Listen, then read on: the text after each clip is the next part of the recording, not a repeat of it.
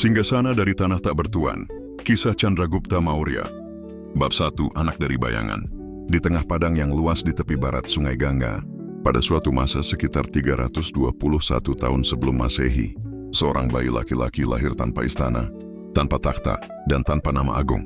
Ibunya seorang wanita dari kasta rendah, entah seorang pelayan istana, atau mungkin janda dari prajurit kecil menatap langit sambil menggenggam tubuh kecil anaknya.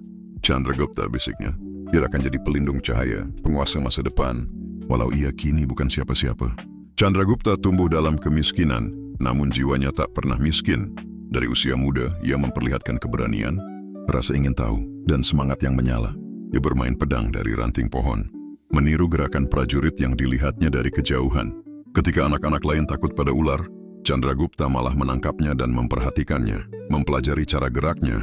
Diam-diam memahami bagaimana kekuatan bisa bersatu dengan kelicikan. Nasib mempertemukannya dengan seorang pria tua berjanggut putih panjang, mata tajam dan pikiran seperti badai musim panas, Chanakya atau Kautilya, sang Brahmana dari Takshashila yang diusir dari istana. Nanda karena keberaniannya menantang korupsi. Aku mencari murid yang akan menumbangkan kerajaan busuk dan mendirikan dinasti besar, ucap Chanakya. Apakah kau siap menanggung takdir sebesar itu? Chandragupta, baru remaja, mengangguk tanpa ragu. Bab 2, Pandita dan Raja Muda. Bersama Chanakya, Chandragupta mempelajari ilmu politik, strategi perang, diplomasi, hukum, dan filsafat. Di Takshashila, universitas kuno yang menjadi pusat ilmu India, ia menimba pengetahuan dari naskah kuno dan dari medan latihan.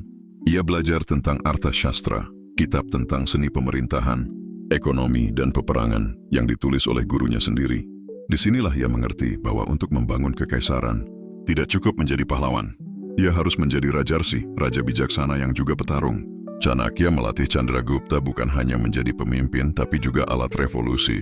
Ia memperkenalkan anak muda itu ke jaringan mata-mata, pedagang, pemberontak, bahkan penguasa kecil yang muak dengan penindasan dinasti Nanda di Magadha. Pada usia 20-an, Chandragupta memimpin pasukan kecil, menyerang pos-pos Nanda. Ia gagal dalam serangan pertama, tapi ia tak hancur. Ia kembali ke barat laut, memperkuat basisnya, membangun pasukan bayaran, dan menjalin aliansi dengan kerajaan-kerajaan kecil. Dan pada akhirnya, setelah bertahun-tahun perjuangan, ia mengepung ibu kota Pataliputra. Dhanananda, raja terakhir dinasti Nanda, dikenal sebagai penguasa kejam dan rakus. Ia dikalahkan bukan hanya oleh kekuatan, tetapi oleh kecerdikan Chanakya dan keuletan Chandragupta. Maka pada tahun 321 sebelum Masehi, Chandragupta naik takhta mendirikan kekaisaran Maurya.